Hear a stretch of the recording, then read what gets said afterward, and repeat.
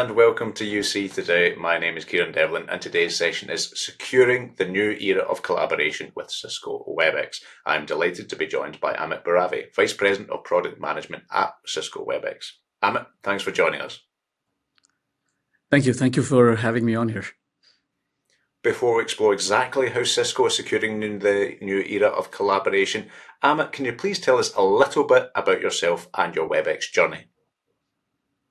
Sure. So people might have heard of Webex meetings, but we think of it as Webex Suite that spans across 8 different workloads or interactions people have when they collaborate, right? Calling, meetings, messaging, large-scale webinars, whiteboarding, polling and Q&A and so forth. So all of this application suite, Webex Suite is my product responsibility, and that in addition to Webex AI, because we're building AI in the platform across all of these. Fantastic. And moving on to the topic at hand, how would you say Cisco Webex is approaching security and compliance in today's hybrid and highly distributed work environments? That is a loaded question. We could go on for 3 hours or half a day on this one, but because no, I say that tongue in cheek because we take this extremely seriously. We pride ourselves on having security and compliance and privacy built into the platform as opposed to adding those as features, right? And when we use the term security, from a customer standpoint, it's used a little bit loosely. It really is talking about the trust.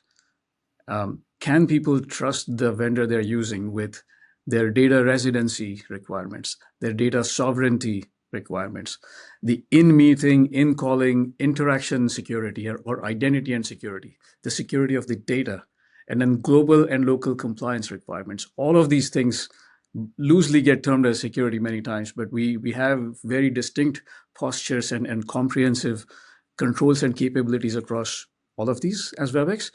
And the one thing I'll say we learned, as all platforms and products learn, that when we do this, it can be at odds with end user experience in some times, right? And we invested a lot of time during the last 2.5 years to make sure that we can accomplish all of these without compromising the end user experience. And I guess like it's an elegant segue into my next question on that end user experience. What would you say in your conversations with these organizations? What are the biggest threats or vulnerabilities that you see these end users are facing in collaborative platforms? And how would you say Webex proactively addresses them? So the moment you bring up security, we start to think about it just as the broader internet or cybersecurity industry thinks about it, because what is considered as adequately secure at one point in time very soon becomes not adequate. The threat natures of threat, the impact surfaces of the threats keep evolving, and then we've had this transformative influence of AI and the generative AI models being used everywhere, and that's taken the threat levels to the next level. There's also geopolitical climate that we have to be cognizant of.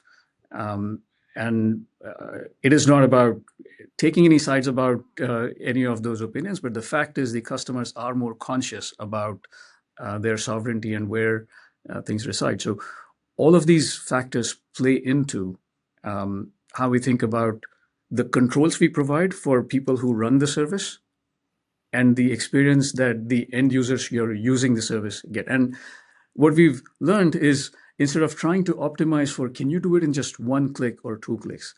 Oftentimes, people are okay with 3 clicks instead of 2. But if their messaging in terms of why they're doing it and what they're doing is very, very clear and predictable. So those are the kind of intentional design decisions we've made through the last 1.5 years as well. And I guess jumping off that point where you're talking about the user experience, is it a challenge to balance that seamless UE with the need for enterprise-grade security and data privacy? There absolutely is. And it's not an easy one to tackle, because when you talk to the people who are running the service, of paramount importance to them is, did I secure the intellectual property that is being exchanged over all these conversations within my company? Did I secure the data for all of my users? Am I in compliance with all the regulations? Whereas the end users often are like, I'm just clicking the link and I want in. And when I get in, I just want anyone to be able to record this call or anyone to be able to capture this summary. And why can't I simply right click and share it? This is the consumer parlance we or end users bring in. So there is a healthy tension. And this is where I think a lot of emphasis needs to be on how are you communicating to the user in terms of what they can or cannot do, and implementing really graceful and sensible defaults. An example being, if you're allowing someone to classify some meetings as highly sensitive meetings at the time they schedule or at the time they start, and that brings in certain set of defaults by almost automatically, but the end users get a visual indicator saying, look, some capabilities are not going to work because this just got done. It got classified as a highly sensitive meeting. So, I mean, there's a lot more to it. I tried to give a simpler example, but these are the kind of design decisions we're focused on. And when we make those decisions, the option of not having those controls or the option of not having the visibility into these kind of data flows or where the data sits, that is not an option for us when we focus on being I'd say arguably, but we want to be the most and reliable platform for communication and collaboration.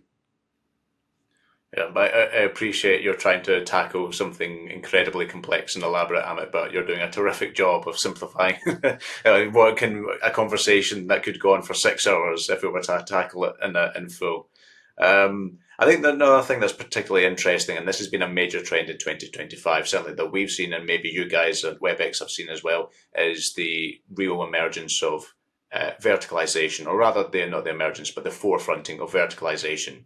And I'm just curious about how Webex supports industry-specific compliance needs, especially for those highly regulated industries such as healthcare, finance, government. And how does Webex not only support them, but build that trust with these enterprise customers? Um, so fortunately for the kind of verticals you are describing, and it goes beyond the so-called industry verticals of healthcare and finance. It actually goes into public sector and governmental regulation. So in the US, we have FedRAMP, for example, or IL4, IL5. In Europe, we have GDPR. So I'd almost say there are vertical and market and sector specific standards. So the good part is all of these industries have some common benchmarks and standards they've agreed that the vendors have to meet. And that makes our goalpost very clear. So if you looked at all these standards that WebEx supports inherently across, whether it's HIPAA or financial systems regulations, GDPR, FedRAMP, or IL, various layers, tiers of ILs. I can't rattle off all of the names, but if I pulled up a slide, there's about 25 to 30 different standards of compliance that WebEx inherently adheres to. But then there is more nuance on that when you think of these verticals, to your point, there's always cases that go beyond what's in that standard. Right? In case of a financial services firm, you would have limitations such that people want to have an ethical wall between the buy side and the sell side, for example. And so these may not be described in a compliance standard, but these are almost operating constraints. And this goes into just understanding deeper within each vertical that what makes the most sense for us. There's such things about courts, for example, the legal system. And we've got our flavors of the product, saying WebEx for government or WebEx for justice or those kind of flavors. So yes, we do go deep into the vertical specific, but what we've done a good job of a solid foundation. So we have a superset of various controls that we can have. And oftentimes when we are going into a vertical, it's just a certain combination and a little bit of a customization we need to provide. Excellent. Yeah, I think that's a really sort of sound framing you've got there, where if you guys have this, for a reason you're known as the most enterprise secure platform around, that foundation builds the branches, as it were, for all those other verticals. I guess one final question before I let you go, Amit. What would you say distinguishes Cisco's approach to end-to-end encryption and zero trust security from other collaboration platforms? I'll start with zero trust security. It helps that the heritage for this platform is within a company that is a pioneer of networking and has a significant market leading position in security. Because, like I mentioned earlier, you cannot start to think about zero trust security just in isolation of a voice video interaction. It is cyber in the end. So to develop the understanding of what does zero trust mean, it is, in other words, I'm going to paraphrase someone on my team. This is not my original quote, but someone on my team says this, that you can trust us because you don't have to trust us. That's the approach of zero trust. So there are some emerging standards like MLS where we are at the authoring contributor stage of it. We've worked with other leading vendors in the industry to author some of those standards. We are implementing that. Our identity posture in terms of verified identity, people coming in not only as signed in, but there's a layer of verification through certificate authentication or other means. That means you can trust the person. When a person says the person is XYZ, you can actually trust that.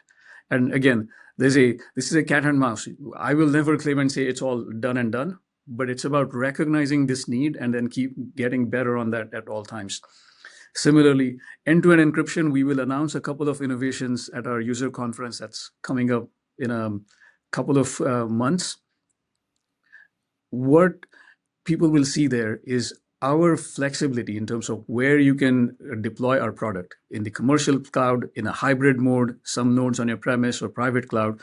That continuum gives us some unique advantages in terms of delivering end-to-end encryption, at the same time not having to compromise on the features that work under it. And then to couple these two, we have an emerging product coming through within Cisco called AI Defense. And that is addressing the broad-based threat of AI. So as we are approaching ways of providing customers customer-managed keys, end-to-end encryption, or means of zero trust, we are applying some advanced techniques to guard their AI traffic that's going through all of the communications infrastructure as well. So that, I think, is, I would say, the aggregate differentiation or where Webex excels. Excellent. Well, I think that's a very forward-looking note on which to end today's call. Yeah, and I'm very excited for Webex One and all the other Cisco events coming up for the second half of this year. Well, unfortunately, that's all we've got time for today, but it's been a terrific session. So thank you, Amit, for being here. Pleasure to be here, and thanks for having me once again. And if you enjoyed this video, please give us a like and share on social media, and we'll see you next time. I've been Kieran Devlin of UC Today. Thanks for watching.